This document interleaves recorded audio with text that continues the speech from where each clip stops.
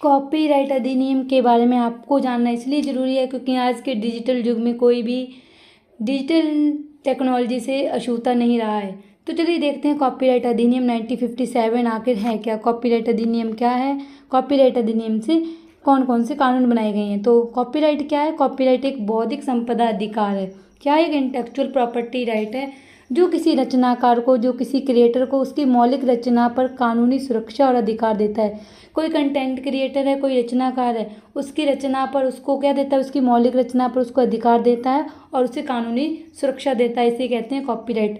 सरल शब्दों में कहें तो यदि कोई आपने कोई किताब लिखी है, या कोई सॉफ्टवेयर कोड बनाया है, या गाना गाया है, या कोई यूट्यूब पर वीडियो तैयार किया है, तो कोई दूसरा व्यक्ति बिना आपकी अनुमति के उसका व्यवसायिक कमर्शियल प्रयोग नहीं कर सकता, कॉपी या वितरण का प्रयोग नहीं कर सकता। भाव यदि ये मैं वीडियो बना रही हूँ, आप इसको एज इट इज़ यूज़ नहीं कर सकते। यदि यूज़ करते हो तो वो अंडर कॉपीराइट एक्ट आता है।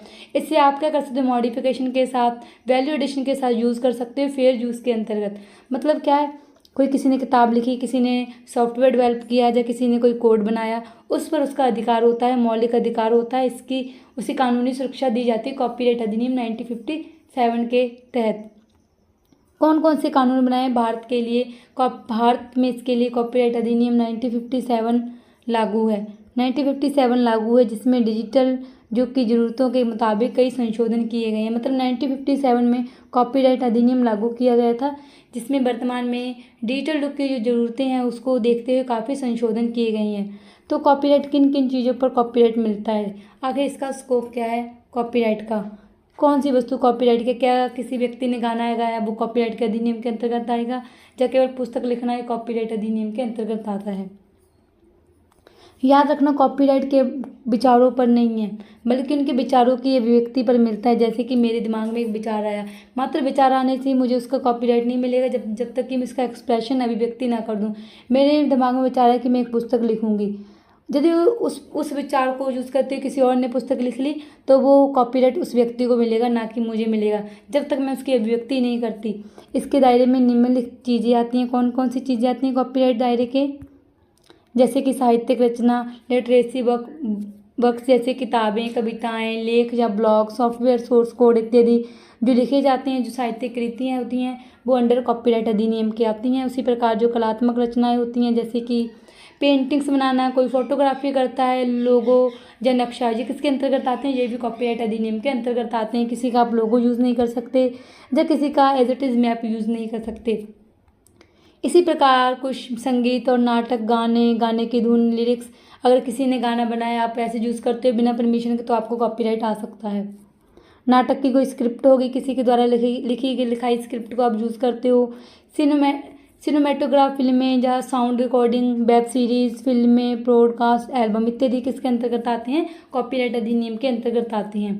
कॉपीराइट एक्ट की मुख्य धाराएं और कानूनी प्रावधान, कौन कौन से सेशंस हैं, कौन कौन सी धाराएं हैं जब आप कॉपीराइट अधिनियम का उल्लंघन करते हो, जब कॉपीराइट अधिनियम के बारे में आपको अधिकार चाहिए। तो कानूनी रूप से यह अधिनियम किस तरह काम करता है, इसे इसकी मुख्य धाराओं के जरिए समझा जा सकता है। कौन कौन सी धारा, सेशन 18, धारा 13 जो क्या करती है, कॉपीराइट सुरक्षा का दायरा, कॉपीराइट सुरक्षा का दायरा है। धारा 13 किसका दायरा, कॉपीराइट के लिए सुरक्षा देती है। यह धारा निर्धारित करती है कि भारत में किन किन कार्यों जैसे कि साहित्य, कलात्मक, संगीत, फिल्म को कॉपीराइट सुरक्षा दी जाएगी। मतलब निर्धारण करती है कि किसे कॉपीराइट सुरक्षा दी जाएगी।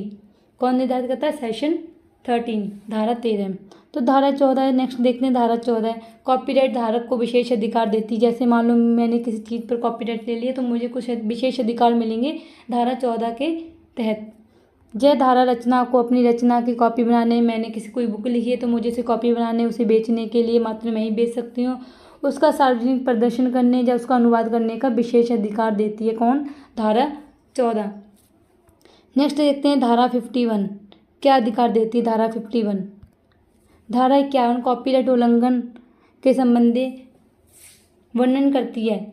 यह सबसे अहम धारा है कि यदि कोई व्यक्ति बिना अनुमति के, आप मेरी जो मैं पढ़ा रही हूँ एज इट इज़ यूज़ कर लेते हो, जब बिना अनुमति के किसी कॉपीराइट कंटेंट का व्यवसायिक कमर्शियल प्रयोग करते हो, उसे बेचते हो, उससे आप लाभ कमाते हो, जब पायरेसी चोरी से बेचते हो तो इस धारा के उल्लंघन के तहत उसे दोषी माना जाएगा। किसके तहत, आर्टिकल 50 सेक्शन 51 के तहत। नेक्स्ट देखते हैं धारा 52 क्या कहती है। धारा 52 फेयर डीलिंग के बारे में वर्णन करती है। फेयर डीलिंग क्या होती है? जैसे एनसीईआरटी की बुक्स अंडर कॉपीराइट आती हैं, परंतु यदि आप इसे एजुकेशन पर्पज़ के लिए यूज़ करते हो तो वो फेयर डीलिंग के अंदर यूज़ की जाएगी, जो आप किसके लिए आप सर्वहित के लिए प्रयोग करते हो। जैसे कि यह बताती है कि कुछ विशेष परिस्थितियों में कॉपीराइट का उल्लंघन नहीं माना जाएगा। जैसे आप शिक्षा या रिसर्च के लिए इस्तेमाल करते हो किसी बुक का, आलोचना या समीक्षा करने के लिए आप किसी मूवी की आपको आलोचना करनी है या उसकी समीक्षा करनी है, उसको एज ए रेफरेंस यूज़ कर सकते हो, वो अंडर फेयर यूज़ माना जाएगा। इसी प्रकार समाचार रिपोर्टिंग के तहत आप न्यूज़ के बारे में पढ़ते हो, कोई न्यूज़ बताई गई, सभी चैनलों पर वो न्यूज़ बताई गई और आप भी बताते हो, तो वो अंडर कॉपीराइट एक्ट नहीं माना जाएगा, फेयर यूज़ के अंतर्गत माना जाएगा, क्योंकि सर्वहित में जो चीज़ें चूज़ की गई हैं बिना कमर्शियल यूज़ के प्रयोग की गई हैं। नेक्स्ट देखते हैं धारा 63। ये क्या करती है? जो उल्लंघन पर सजा और जुर्माने का प्रावधान करती है यदि आपने कॉपीराइट अधिनियम का उल्लंघन किया है। कॉपीराइट का जानबूझकर उल्लंघन करना क्या एक संज्ञेय अपराध है। जानबूझकर मतलब आपको पता था तब भी आपने कॉपीराइट का उल्लंघन किया, ये क्या एक संज्ञेय अपराध है। इसमें सज़ा कम से कम 6 महीने की जेल जिसे 3 साल तक बढ़ाया जा सकता है, और आपको 6 महीने की जेल जिसे 3 साल तक बढ़ाया जा सकता है। जुर्माना देखें तो 50,000 से लेकर 2 लाख रुपये तक जुर्माना आप पर लगाया जा सकता है यदि आप कॉपीराइट का उल्लंघन करते हो। परंतु आधुनिक युग के पहलू और डिजिटल ट्रेंड्स देखें, कुछ फैक्ट देखें तो ऑटोमेशन प्रोटेक्शन लगता है कॉपीराइट के तहत। आपको अपनी रचना का कॉपीराइट हर बार सरकार के पास रजिस्टर करना सख्त जरूरी नहीं होता। अब आप किसी चीज़ को इन्वेंट करते हो, कोई क्रिएटर किसी कंटेंट को क्रिएट करता है, तो ज़रूरी नहीं है आप सरकार के पास जाके पहले रजिस्टर करवाओ कि हाँ इस चीज़ का मेरा कॉपीराइट है।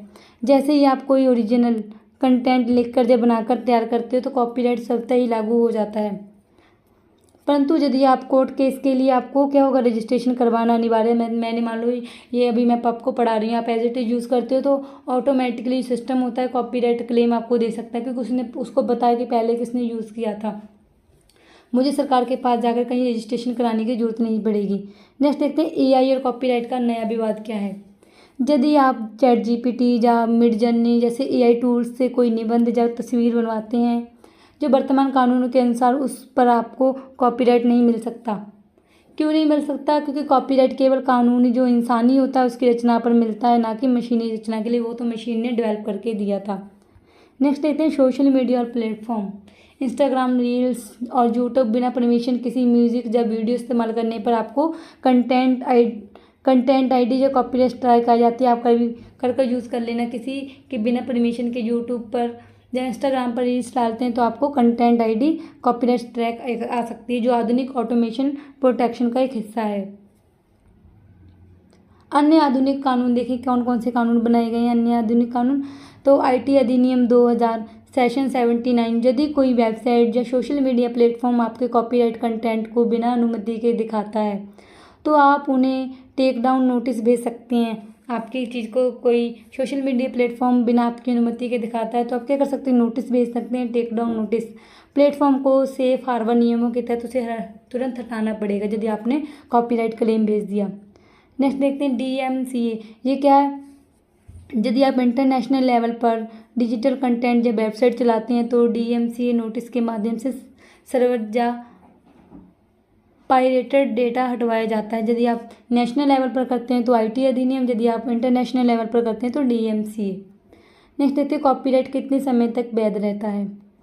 यदि आप साहित्यिक, कलात्मक या संगीत रचनाओं के लिए रचनाकार के जीवित रहने तक और उसकी मृत्यु के 60 वर्ष तक उसे कॉपीराइट मिला रहता है। तत्पश्चात वो जो उसने चीज़ कॉपीराइट ले रखी थी वो कॉपीराइट से हटकर पब्लिक डोमेन में चली जाती है, जिसके बाद आप कोई भी इसका मुफ्त प्रयोग कर सकता है। जैसे कि वर्तमान में देख सकते हो, जैसे मुंशी प्रेमचंद की पुरानी किताबें, उन्हें मरे हुए 60 वर्ष से अधिक का समय हो गया, इसलिए उनकी जो किताबें थी पब्लिक डोमेन में आ चुकी हैं। तो सारांश हम क्या कह सकते हैं, हम कंक्लूजन निकालते हैं कि कॉपीराइट एक्ट सिर्फ एक कानूनी दस्तावेज नहीं है, बल्कि डिजिटल और क्रिएटिव दुनिया में रचनाकारों की मेहनत और अधिकारों को मजबूत सुरक्षा कवच है, ताकि जो चीज़ मैंने डेवलप की है मुझे इसका कॉपीराइट मिल सके, किसी और व्यक्ति इसका अपना प्रयोग ना कर सके। होप आप समझ चुके होंगे कॉपीराइट अधिनियम, इसकी धाराएं, इसके लिए सजा के प्रावधान। यदि वीडियो अच्छी लगी वीडियो को लाइक, चैनल को सब्सक्राइब अवश्य करें। Thank you for watching.